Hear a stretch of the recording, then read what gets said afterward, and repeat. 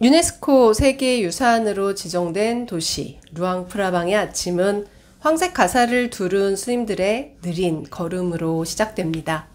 어둠이 가시지 않은 새벽녘 이 루앙프라방 시가지를 가로지르는 긴 탁발행렬은 이 도시의 트레이드마크이자 또 라오스를 찾는 이들에게 빼놓을 수 없는 문화 체험의 기회이기도 합니다. 란산 왕국의 마지막 계승자였던 루앙프라방 왕국, 그 중심지였던 루앙프라방은 옛 왕국의 기억을 간직하고 있는 도시이자 또 오늘날 라오스 불교의 단면을 보여주는 현장입니다. 라오스 불교에 대한 남 기자의 순례 보고서에서 란산 왕국의 마지막 이야기 만나보시죠.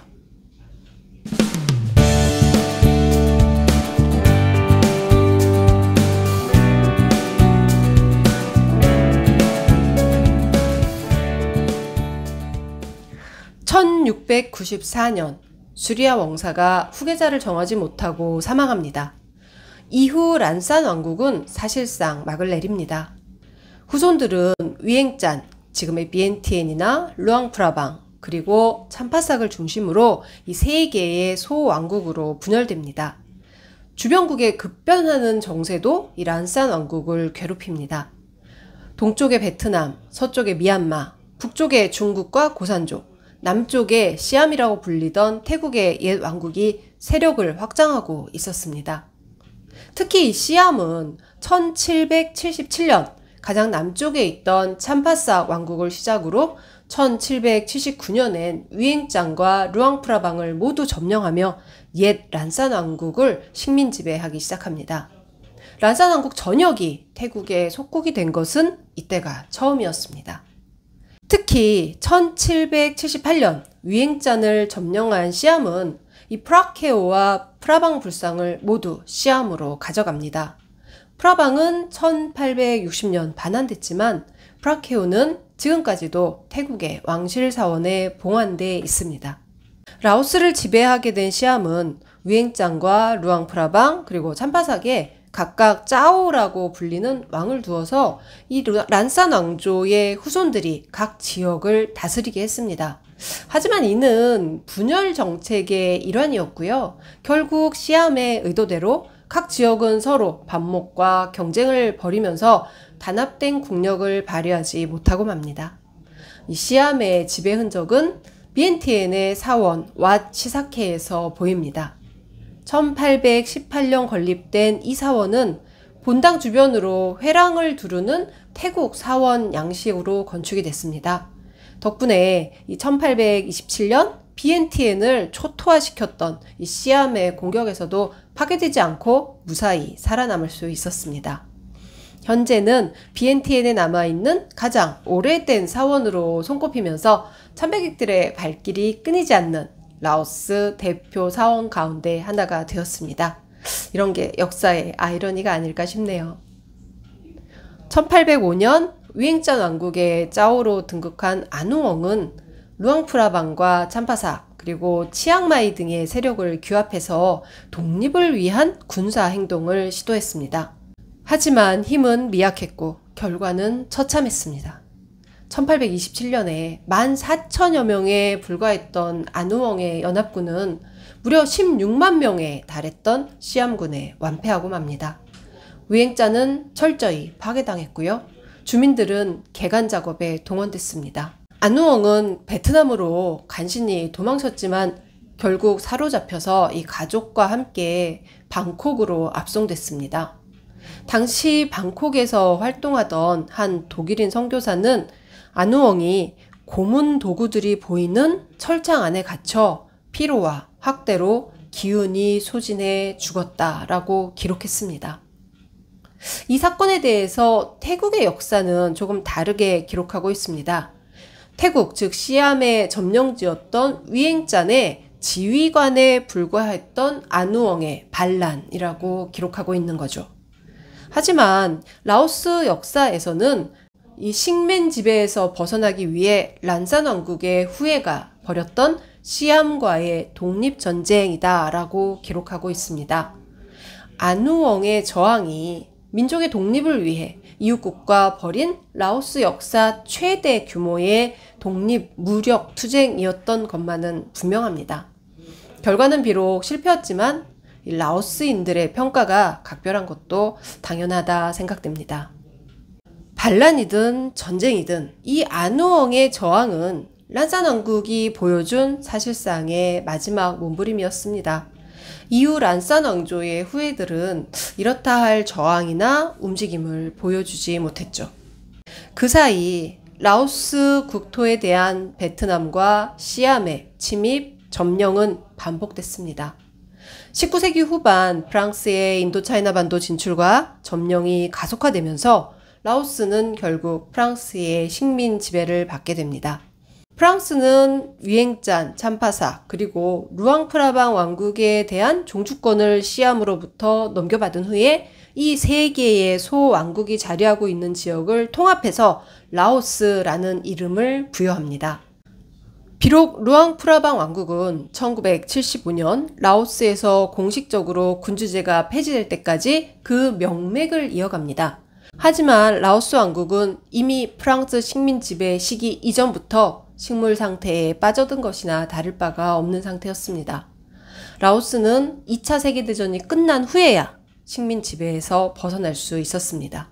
하지만 이후 벌어진 베트남 전쟁과 라오스의 공산화 등에 또다시 휩싸이면서 내전이 벌어졌고요. 1975년 파테트 라오 집권기까지 라오스의 혼란은 계속됩니다. 1947년 라오스는 독립하면서 헌법에 불교를 국교로 명시합니다. 덕분에 불교는 라오스 국민 개개인의 생활 속에 깊숙이 자리 잡으면서 다시 한번 부흥의 기회를 잡는 듯 보였습니다. 하지만 곧이어 벌어진 집권 세력의 분열 그리고 노선 대립으로 이 라오스 불교계도 정치적 선택의 기로에 서게 됩니다. 미국의 지원을 받는 우파의 왕정 세력 그리고 공산주의 노선을 추구하는 파테트 라오의 대립은 초기에는 우파 왕정 세력이 우위를 점하는 듯 보였습니다. 하지만 이미 4분 오열돼 있던 란산 왕조의 후예, 즉 왕족들 중에는 이 파테트 라오에 깊숙이 가담한 인물들도 많았습니다. 이들은 불교계가 파테트 라오와 손잡는 데 연결고리 역할을 하게 됩니다. 매우 복잡한 정치적 계산과 전략, 그리고 전술들이 횡행하는 가운데 불교는 평등한 세상을 추구했던 붓다의 사상은 공산주의와 맥을 같이 한다라는 조금은 이해하기 힘든 이유를 내세워서 파테트 라오와 손을 잡습니다. 전국의 사원 그리고 스님들은 이 파테트 라오가 라오스 전 지역으로 영향력을 확산하는 주요 통로가 되었습니다. 그리고 마침내 1975년 파테트 라오가 정권을 잡게 되죠. 집권당이 된 라오인민혁명당은 파탄 루앙에서 대규모 축하 집회를 가졌습니다. 라오스 최고의 불교 성전에서 열린 공산정권의 집권 축하 집회, 마치 라오스 불교의 운명을 보여주는 단면과도 같았습니다. 현재 라오스 불교계는 상가라자로 불리는 최고 지도자, 즉 승왕을 중심으로 구성된 장로회에서 교단의 주요 정책을 결정합니다. 자치권을 갖고 있는 듯한 모습이지만 교단은 어디까지나 라오스 국가건설전선 종교부의 관장 아래에 있습니다. 이러한 구조 속에서 사원은 각 지역의 교육 문화의 중심지 역할을 하고 있습니다. 전 국민의 98%가 불자로 분류되는 이유는 이러한 통치체계, 지배체계와도 무관하지 않습니다. 그러나 현대 라오스의 국민들은 공산 정권의 장기 독재, 그리고 심각한 경제난으로 그리 녹록치 않은 삶을 이어가고 있습니다. 정치야 어찌되었든 국민들의 생활 속에 불교가 깊숙이 자리 잡고 그들의 신심은 여전히 견고합니다. 루앙프라방의 아침을 깨우는 탁바릭열은 이 라오스 불교의 오늘을 보여주는 살아있는 신행의 현장이기도 합니다. 그와 동시에 이 탁발이라는 가장 근본적인 수행과 신행에도 관광객과 관광산업이 스며들어 있다는 점 또한 오늘날 라오스 그리고 라오스 불교계의 현실입니다.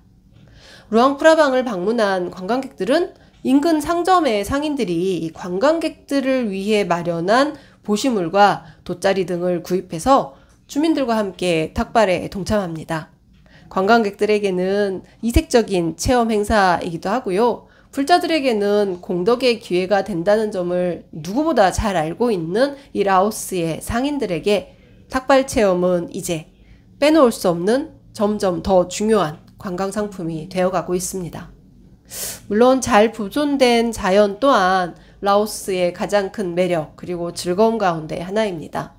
라오스 중부의 작은 시골 마을 방비엥, 우리나라에도 널리 알려진 라오스 최고의 관광지죠. 마치 요정이 나올 것 같은 숲속의 푸른 연못이다라고 불리는 이 블루라고는 젊은이들에게 매우 인기를 끌고 있습니다. 버기카라고 불리는 오프로드 전용차를 타고 시골길을 달리거나 이 카르스트 지형이 만들어낸 신비로운 동굴을 탐험하고 또 짚라인에 매달려서 산봉우리와 산봉우리 사이를 날아다니는 이 짜릿한 체험도 라오스에서 빼놓을 수 없는 관광 상품으로 손꼽힙니다. 성지 순례객들에게도 이 라오스에서만큼은 신심 가득한 순례길 사이사이에 즐거운 체험을 만끽할 수 있는 좋은 기회이기도 합니다. 라오스를 찾는 관광객들 가운데 비교적 젊은 층이 많은 이유이기도 합니다. 이제 세상을 향해 막 문을 여는 라오스의 정치, 경제, 그리고 종교의 미래는 여전히 불투명합니다. 오랜 경제 봉쇄와 폐쇄적인 정책으로 인해서 라오스의 시간은 매우 느리게 흘렀습니다. 오랜 세월 멈춰 있었다라는 표현이 더 적합할지도 모릅니다. 그러니 이제 조금씩 문을 여는 라오스에서 변화는 더 빠르게 보일 뿐입니다. 또한 알려지지 않았기에 그들이 보여주는 삶과 문화는 더욱 이색적이고 그만큼 우리의 눈은 호기심으로 덮여 있습니다. 무조건적인 찬양 또는 근거 없는 비난 모두 섣부른 행동입니다. 그들이 삶 속에 부처님의 가르침이 이어지고 있다면 그들은 우리의 도반이며 세계 일화의 한 송이 꽃입니다.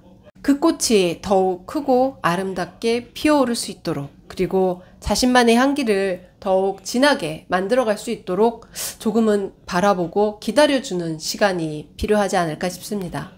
그렇게 라오스로 가는 길이 조금씩 넓어지길 바라며 라오스에 관한 남 기자의 순례보고를 마치겠습니다.